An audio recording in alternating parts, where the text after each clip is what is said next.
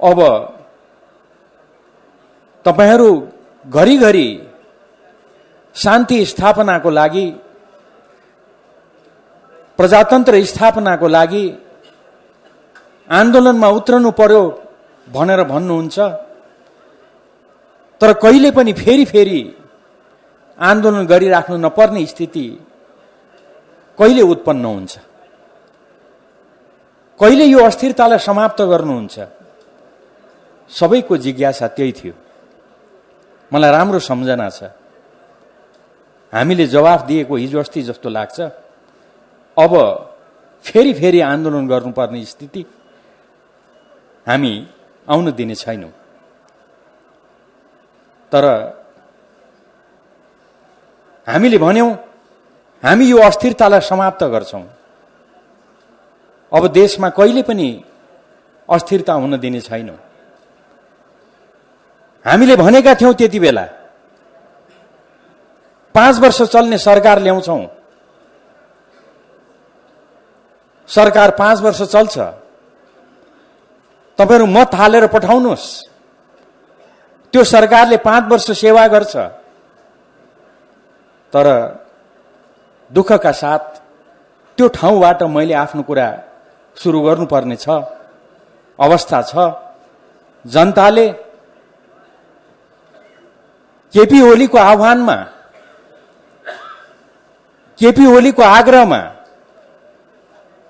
केपी ओलीलाई प्रधानमन्त्री भनेर, केपी ओलीलाई 5 वर्षको लागि प्रधानमन्त्री मानेर निर्वाचनमा जिताएर पठाएको हामीले अलिकति भए पनि त्यो कुरालाई स्वीकार गर्नुपर्छ। हामीले 5 वर्ष नपुगिकन फेरि उस्तै स्थिति सामना गर्नुपर्ने स्थिति आयो। प्रधानमन्त्रीले भन्नुभएको छ बाध्यता। यो बाध्यताको कारण मैले फेरि जनताको बीचमा उजुर लिएर आउनु पर्यो। यो बाध्यताको कारण फेरि जनताको बीचमा मैले आफ्नो कुरा भन्न आउनु पर्यो। तर स्वाभाविक रूपमा यो स्थितिमा हामी अहिले यहाँ जम्मा भएका छौं। यसलाई चिर्दै अगाडि बढ्नु बाहेक हाम्रो अगाडि विकल्प छैन। प्रधानमन्त्रीज्यूको भनाइ छ, जब कुनै पनि विकल्प देखिँदैन त्यति बेला जनतामा जानु नै सबैभन्दा राम्रो उपाय हो। त्यसैले अहिले जनताको बीचमा जानको लागि भनेर हामी अग्रसर भएका छौं र त्यही क्रममा हामी यहाँ अहिले भेला भएका छौं। कमरेडहरू, म यहाँहरुको धेरै समय लिन चाहन्न। हाम्रा सम्माननीय प्रधानमन्त्री पार्टीका अध्यक्ष कमरेड केपी ओली आउँदै हुनुहुन्छ। हामी स्थिरताको लागि काम गरिरहेका थियौं। देशलाई समृद्धिको लागि, समृद्ध नेपाल, सुखी नेपालीको लागि काम गरिरहेका थियौं। त्यो दिशामा अग्रसर भइरहेका थियौं। तर यो किन पाच्य भएन? अध्यक्ष केपी ओली, प्रधानमन्त्री केपी ओली भनिराख्नु भएको थियो, म कक्षा दोहोर्याउने विद्यार्थी होइन। कम्युनिस्ट पार्टीमा महाधिवेशनबाट नेतृत्व परिवर्तन हुन्छ। तपाईहरुले महाधिवेशनबाट मलाई निर्वाचित गर्नुभयो। त्यो जिम्मेवारीलाई सम्हाल्दै म यहाँ आइपुगेको छु। पार्टीको महाधिवेशन आयोजना गरेर दुई ठूला पार्टीहरूको बीचमा एकता कायम गर्दै यो बिन्दुसम्म आइपुगेर यसलाई यो ठाउँसम्म ल्याएर उपयुक्त समयमा महाधिवेशन गरौं। आवश्यकता पर्छ भने अलिकति चाँडो महाधिवेशन गरौं। महाधिवेशन मार्फत म पछिल्लो समयमा उहाँले प्रष्ट शब्दमा भन्नुभएको थियो, भन्नुभएको छ, म नयाँ पुस्तालाई त्यो जिम्मेवारी सुम्पन्छु। छोटकरीमा म कक्षा दोहोर्याउने विद्यार्थी होइन। पार्टी महाधिवेशन मार्फत नेतृत्व सम्पन्न नयाँ पुस्तालाई अनि निर्वाचन मार्फत जनताको जनादेशको आधारमा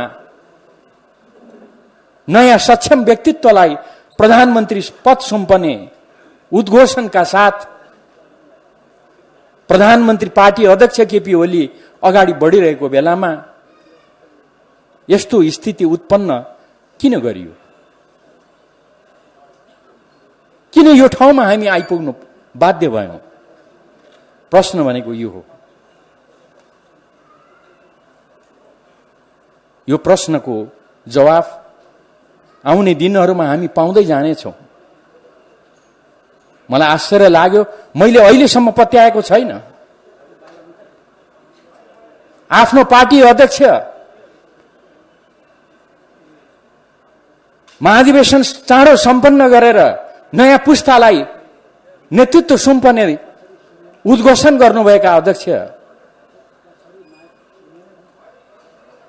नयाँ जनादेशबाट नयाँ नेतृत्वलाई प्रधानमन्त्री पद सुम्पने उद्घोषण गरेका प्रधानमन्त्री केपी ओली,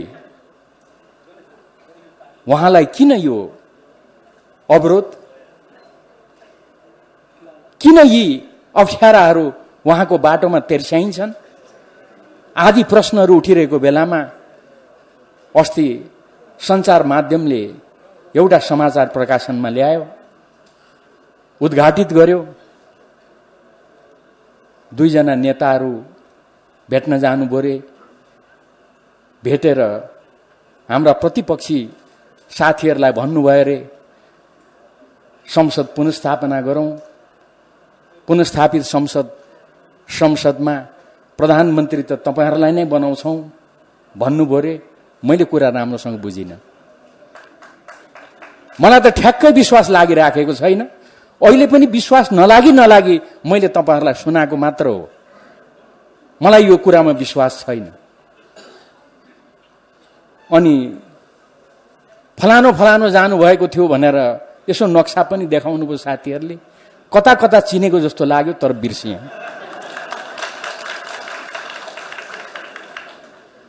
यो कुराहरू भन्न पनि त्यति आनन्द लाग्दैन, मन लाग्दैन। तर मैले नपत्याई हो कि होइन, यसतर्फ यहाँहरूले ध्यान दिइदिनुहोस् न भनेर सम्म मैले यहाँहरू समक्ष यो कोट्याउँदै यो कुरा राखेको हुँ। केपी ओलीलाई अस्वीकार गरेर गर्न खोजेको के हो? देशले त्यसको जवाफ खोजिरहेको छ। मेची महाकाली पार्टी कार्यकर्ता पंक्तिले त्यसको जवाफ खोजिरहेको छ। त्यसको जवाफ चाँडै हामी पाउनेछौं भन्ने मलाई विश्वास छ। आज यो भन्दा बढी अहिले म अरु धेरै कुरा राख्न चाहन्न। वास्तवमा अहिले यति बेला नेकपा हाम्रा अध्यक्ष कमरेड केपी ओलीको नेतृत्वमा अगाडि बढिरहेको छ। हामीले भनेका छौं, त्यसबाट देखिन्छ हामी को हौं, हाम्रो चाहना के हो। हाम्रो पार्टीको अध्यक्ष, हाम्रो नेकपा पार्टीको अध्यक्ष कमरेड केपी ओली, त्यसका महासचिव कमरेड विष्णु पौडेल हुनुहुन्छ। मैले यो नाम लिनुको विशेष कारण छ, हाम्रा दोस्रा अध्यक्ष कमरेड पुष्पकमल दाहाल प्रचण्ड हुनुहुन्छ, अहिले पनि हुनुहुन्छ। त्यसका वरिष्ठ नेताहरू कमरेड झलनाथ खनाल, माधव नेपाल, हामीले कसैलाई पनि कारबाही गरेर निकालेका छैनौं, किनभने हामी पार्टी एकताको पक्षमा छौं। हामीले कसैलाई कारबाही गरेर निकालेका छैनौं। तर मैले नाम बिर्सेँ। हाम्रा केही साथीहरू त कारबाही गर्दै केपी कमरेडलाई कारबाही गरेर आफै अध्यक्ष हुनुभयो रे। को अध्यक्ष हुनुभयो नाम बिर्सेँ मैले। हाम्रै केपी कमरेडसँग अलिक अगाडि कुनै निर्वाचनमा हार्नु भएको थियो रे, अहिले आएर चाहिँ उहाँले केपी कमरेडलाई निकालेर आफै अध्यक्ष हुनुभयो अरे। कस्तो सजिलो तरिका रहेछ थाहै थिएन। म धेरै यसतर्फ जान चाहन्न।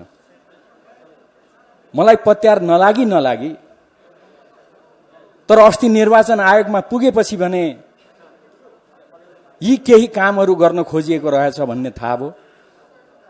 अनि मैले तपाईहरुलाई सुनाएको हुँ। फेरि आज बिहान उठेर अब तपाईहरुसँग भेट हुन्छ भन्दै खुसी मान्दै आउने तयारी गर्दै थिएँ। फेरि समाचार सुनियो हाम्रो महासचिव विष्णु पौडेललाई पनि कारबाही गर्नुभयो रे।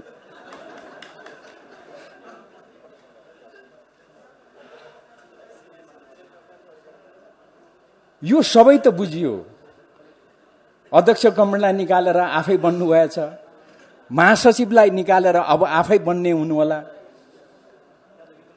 अब त्यसमा पनि खोइ 5-10 जनै लाग्नु भएको छ रे। महासचिव कसलाई बनाउनुहुन्छ थाहा छैन।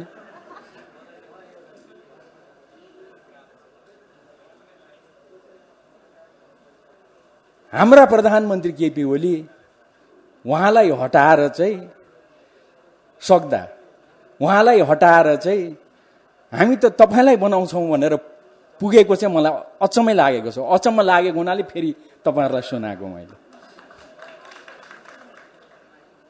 म त यो के को परिचायक हो,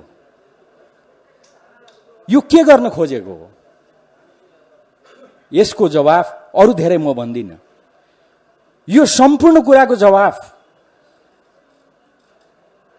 साथीभाइहरुले, तपाई हामी सबैले जनतालाई दिनुपर्छ।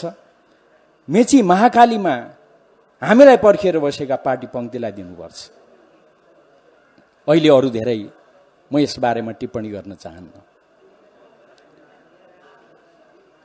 कमेन्टहरु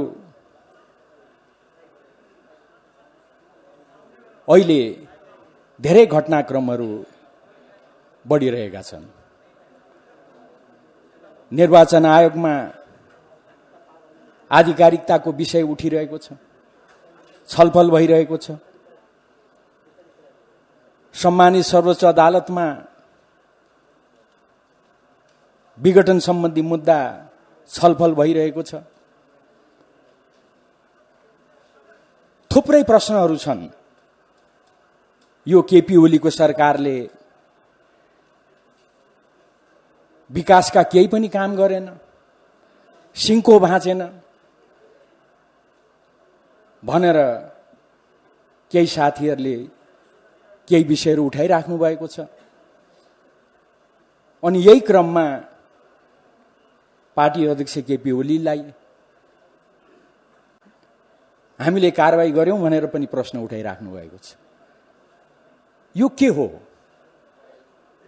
यसको बारेमा म थोरै समय यहाँहरुको लिन चाहन्छु।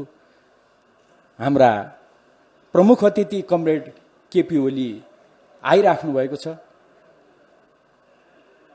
उहाँ आइसक्नुभन्दा अगाडि यस बारेमा म केही चर्चा गर्न चाहन्छु। कमरेडहरु, वास्तवमा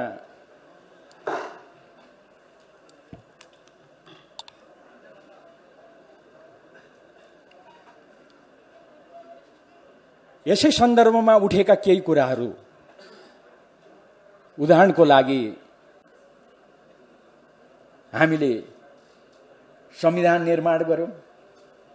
हाम्रा अनुभवमा आधारित भएर विश्वकै अनुभवलाई ध्यानमा राखेर हामीले संविधान निर्माण गर्यौं। हिजो अस्ति सर्वोच्च अदालतमा मुद्दा परिसके पछाडि साथीहरूले, मलाई पनि खुब मन पराउने साथीहरूले माया गरेर मैले बोलेको पनि भाइरल बनाइदिनु भएछ। उहाँहरूलाई मैले धन्यवादै दिन पाएको छैन। म उहाँहरूलाई धन्यवाद दिन्छु। अहिले यसबारेमा अरु टिप्पणी गर्दिन। मैले त्यति बेला भने पनि साथीहरूले यसको बारेमा चासो राखेर मलाई सोधेको भए त मै भनिदिन्थेँ। 2076 साल श्रावण 4 गते संसदले मेरै पहलमा आयोजना गरेको धुलीखेलको संसदीय मामला पत्रकार समाजको कार्यक्रममा पत्रकारहरूलाई प्रशिक्षित गर्ने सिलसिलामा मैले संविधान बारेमा बोलेका कुराहरू त्यहाँ छन्। ती कुराहरू मैले बोलेका कुराहरू त्यहाँनिर राखिएका छन्। तर अहिले प्रसङ्ग अर्को छ।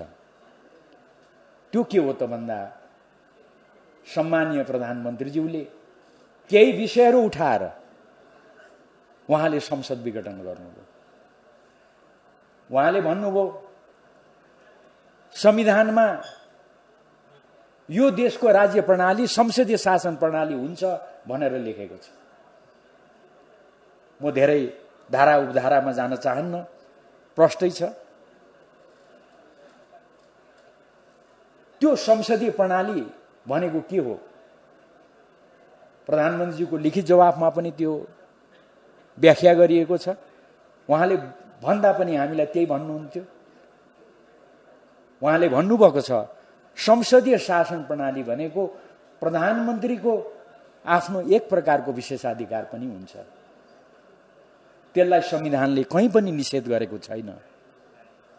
यो अवस्थामा 2/3 बहुमत भन्ने, 2/3 बहुमतले काम गरेन भनेर आरोप लगाउने, तर मलाई भने सिङको भाँच्न नदिने, यो अवस्थामा मैले कहाँ जाने? मलाई देखाइदिनु पर्यो। प्रधानमन्त्रीजीको यो प्रश्न छ। प्रधानमन्त्रीजीले यही कुरा भन्दै हामीलाई, उहाँले आफ्नो लिखित जवाफमा, मैले यो कुराको जवाफ लिनको लागि कुनै पनि देशमा र यो देशमा पनि सबैभन्दा सक्षम भनेको जनता हो। लोकतन्त्रमा जनता नै सबैभन्दा निर्णायक हुन्। त्यसैले मलाई परेको यो अप्ठ्यारो, मसँग यत्रो बहुमत हुँदाहुँदै पनि मलाई काम गर्न नदिएको, सिङको भाँच्न नदिएको यो कुरा लिएर म जनताको बीचमा जान्छु भनेर उहाँले जनतामा जाने निर्णय गर्नुभयो। उहाँले यही भन्नुभएको छ। अब जनतामा जाने निर्णय गर्नु बेठिक हो, जनतामा जानु बेठिक हो भनेर कसैले भन्नुहुन्छ भने अब त्यसको बारेमा अहिले म धेरै चर्चा गर्दिनँ। अब चुनाव हुँदा जनताले फैसला गर्नुहुन्छ। जनतामा जान्छु भन्नेलाई जिताउने कि जनतामा जानु हुँदैन भन्नेलाई जिताउने, त्यो त जनताको निर्णयको कुरा हो। अहिले यस बारेमा धेरै चर्चा गर्दिनँ। त्यसैले अहिले यी प्रश्नहरू छन्। यो प्रश्नहरूको बारेमा सम्मानित सर्वोच्च अदालतमा विचाराधीन छ यो विषय। त्यसैले यो विषयमा म अहिले बोल्दिनँ है। यो विषयमा सर्वोच्च अदालतले फैसला गरेको भोलिपल्ट मात्रै बोल्छु है भनेर मैले भनेको हुँ। त्यसमा म कायम छु। म मौन होइन, मैले यति कुरा बोलेको छु। त्यसैले सम्मानित सर्वोच्च अदालतले यस बारेमा अब चाँडै निर्णय गर्ला। त्यो निर्णय अनुसार हामी सबैले अगाडि बढ्नुपर्छ भन्ने कुरामा विवादै छैन। म यसमा यति मात्रै चर्चा गर्न चाहन्छु। प्रधानमन्त्रीज्यूले यस दिशामा सिङ्गो देशलाई आग्रह गरिसक्नु भएको छ। यसमा म अरू लामो चर्चा गर्न चाहन्न। आयोगमा आधिकारिकताको विवाद छ। आयोगमा यो आधिकारिकताको विवाद भएको हुनाले धेरै लामो म यसमा टिप्पणी गर्न चाहन्न। यो पनि आयोगको विचाराधीन छ। तर यति कुरा तपाईहरुलाई म भन्न चाहन्छु, हामीले साह्रै मेहनत गरेर, साह्रै गम्भीर छलफल गरेर, तयारी गरेर हाम्रा विधानहरू, हाम्रा अभ्यासहरू त्यसको यथार्थ धरातलमा उभिएर हामीले निर्वाचन आयोगलाई आफ्नो लिखित जवाफ बुझाएका छौं। हामी ठूलो संख्यामा निर्वाचन आयोगमा उपस्थित भएर हामीले हाम्रो लिखित दस्तावेज प्रमुख निर्वाचन आयुक्त लगायत आयुक्तहरूलाई दिएका छौँ। हामीले भनेका छौँ। म एक दुईवटा कुरा मात्रै राख्न चाहन्छु। हाम्रो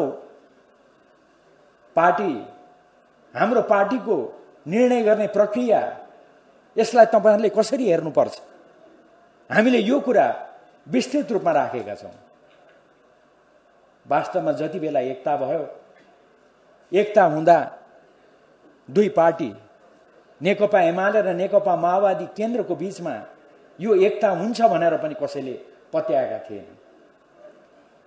हामीले निर्वाचनको गठबन्धन गर्दा धेरैले पत्याएका थिएनन्, तर हामी गठबन्धन गरेर अगाडि बढ्यौं। पछि दुई पार्टीको बीचमा एकता कायम गर्यौं। दुई पार्टी बीचको एकता घोषणा गर्दा हाम्रा दुई अध्यक्षले, हाम्रा पार्टीका अध्यक्ष केपी ओली र अर्का अध्यक्ष पुष्पकमल दाहाल प्रचण्डले उहाँहरूले घोषणा गर्नुभयो। तपाईँ हामीलाई सम्झना छ, त्यो घोषणा गर्दा हामीले 60-40 को रेसियोमा हामीले घोषणा गर्यौं। दुई अध्यक्षले सचिवालय घोषणा गर्नुभयो, स्थायी कमिटी घोषणा गर्नुभयो, केन्द्रीय कमिटी घोषणा गर्नुभयो। हामीले त्यसलाई मान्यौं, अनुमोदन गर्यौं। त्यो 60-40 भनेको के को आधारमा गरिएको थियो? त्यो सबै सन्दर्भलाई ध्यानमा राखेर तपाईहरु एउटा निष्कर्षमा पुग्नुपर्छ। हामीले निर्वाचन आयोगलाई भनेका छौं, हामीले त्यति मात्र होइन, यो सम्पूर्ण यो सिङ्गो पार्टीको विधि प्रक्रिया भनेको सहमति र समझदारी हो। सहमति र समझदारीमा आधारित भएर हामी अगाडि बढ्छौं। हामीले हाम्रो विधानमा त्यो लेखेका छौं, हाम्रो त्यो अभ्यास त्यो छ। त्यो कारणले गर्दा हाम्रो पार्टीको एकतालाई यति लामो समय लाग्यो, हामीले त्यो भनेका छौं। तर अहिले त्यसतर्फ म लामो चर्चा गर्न चाहन्न। बहुमत र अल्पमतका कुराहरू ल्याउँदै विग्रह उत्पन्न गर्ने काम भयो। अहिले त उहाँहरू हुँदा कारबाहीतिर अगाडि बढ्नुभयो र अहिले हामी यो ठाउँमा उभिएका छौं। हामीले प्रष्टसँग यो सम्पूर्ण दस्तावेज, हाम्रा प्रत्येक निर्णयहरूमा हाम्रा प्रथम अध्यक्ष केपी ओलीको हस्ताक्षरले मात्रै सबै काम कारबाहीहरू भएका कुराहरू लगायतका यी सम्पूर्ण कुराहरू हामीले निर्वाचन आयोगमा बुझाएका छौं। कतिसम्म भने हाम्रा यी अन्य साथीहरूले बुझाउनु भएको, निर्वाचन आयोगमा बुझाउनु भएको कागजमा पनि हाम्रो उपस्थितिमा 1 नम्बरमा त केपी ओली नै रहेछ। किनभने उहाँ त 1 नम्बरै हो, त्यसमा त विवाद भएन। उहाँहरूले बुझाएको कागजमा पनि 1 नम्बरमा केपी ओली छ। अनि मैले अन्यथा उहाँहरूलाई जिस्काउन खोजेको होइन, महासचिव त रहँदै रहेनछ। उहाँहरूले बुझाएको कागजमा महासचिव त छँदै रहेनछ। अचम्म होइन, अब छँदै छैन त कहाँबाट ल्याउने? त्यसैले हाम्रो भनाइ छ, प्रथम अध्यक्ष केपी ओली, महासचिव विष्णु पौडेल जहाँ छ त्यहीँनिर पार्टी छ। अघि कमरेडले भन्नुभयो जहाँ केपी ओली त्यही हाम्रो पार्टी, सही हो। तर मैले महासचिव किन जोडे त भन्दा हाम्रो विधान बमोजिम पार्टी अध्यक्षको निर्देशनमा, केपी ओलीको निर्देशनमा महासचिवले बैठक बोलाउँछ। महासचिवै नभएको त्यो साथीहरूले कसरी बैठक बोलाएर हाम्रा कमरेड केपी ओलीलाई कारबाही गरिराख्नु भएको छ? हुँदा त आज त महासचिव नै निकालिदिनु भएछ। कसरी यो सम्भव छ? हाम्रा बृहत दस्तावेज हामीले निर्वाचन आयोगमा बुझाएका छौं, तर मुख्यतः यही कुराहरूमा आधारित भएर हामीले भनेका छौं। हामीले प्रश्न उठाएका छौं। पार्टीको लागि, नेकपाको लागि पार्टी महाधिवेशन ठूलो हो।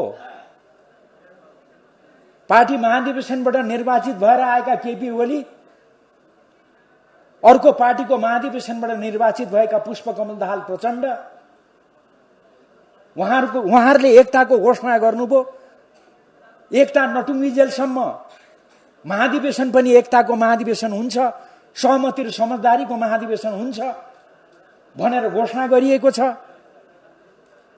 तर यो अचानक कहाँबाट केपी ओलीलाई निष्कासन गर्दै, कारबाही गर्दै, त्यति बेला निर्वाचित महाधिवेशनमा केपी कमरेडसँग निर्वाचन लडेर हार्नुभएका साथी पो अचानक अध्यक्ष हुनुभयो रे भन्ने यो समाचार साँच्ची नै हो? निर्वाचन आयोगमा हामीले सोध्यौं, यहाँहरूले कुरा बुझिहाल्नुभयो। त्यसैले यही आधारमा आधारित भएर पार्टीको आधिकारिकताको विषय टुङ्गिनुपर्छ, यसमा अन्यथा हुन सक्दैन। हुन त साथीभाइहरूले यो हाम्रो पक्षमा भएन भने आधी बेरी आउँछ भन्नुभएको छ। कसले भन्नुभयो त्यो चाहिँ बिर्सेँ मैले।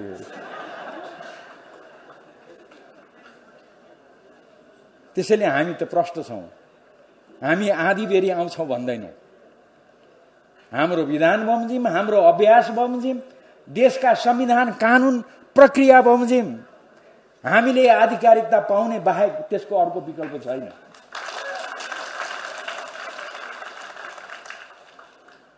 यही विश्वासका साथ कमरेडहरू अगाडि बढ्नुहोस्, म यहाँहरूलाई आग्रह गर्न चाहन्छु।